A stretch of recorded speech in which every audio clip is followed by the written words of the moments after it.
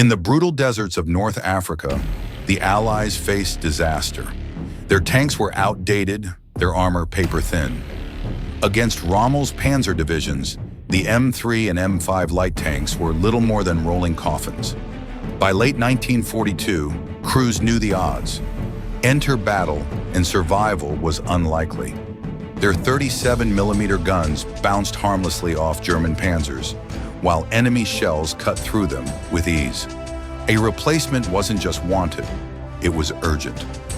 In 1943, American engineers went back to the drawing board. Their mission was clear: create a tank with the punch of a Sherman, but the speed of a scout car.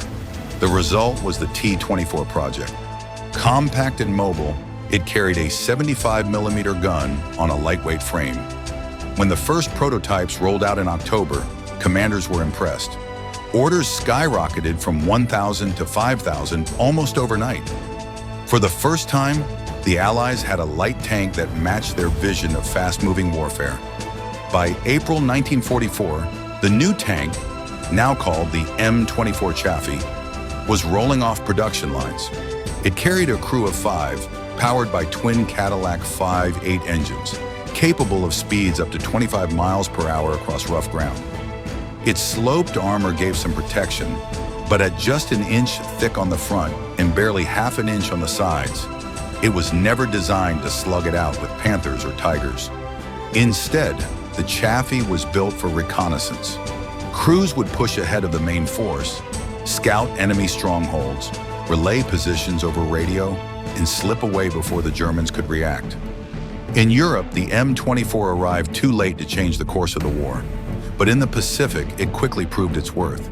Against Japanese defenses, its 75mm gun smashed bunkers, machine gun nests, and light tanks with ease.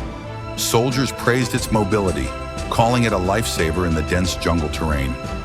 Yet its thin armor remained a constant weakness. Mines and infantry assaults could cripple it within seconds, forcing it to always rely on close infantry support. The Chaffee's story didn't end in 1945. When war erupted in Korea, the M24 was rushed back into service. But here it faced its nightmare opponent, the Soviet T-34/85. The Chaffee's shells barely scratched its armor, while the T-34's powerful 85mm gun destroyed the light tank in a single shot. Losses were heavy, and the M24 was soon replaced by heavier machines like the M26 Pershing. By the war's end, over 4,000 M24 Chaffees had been built. It was never the tank that crushed Germany, nor the machine that stormed Berlin. But as a scout and infantry support vehicle, it played a vital role. Light, fast, and underestimated, the baby Sherman earned its place in history.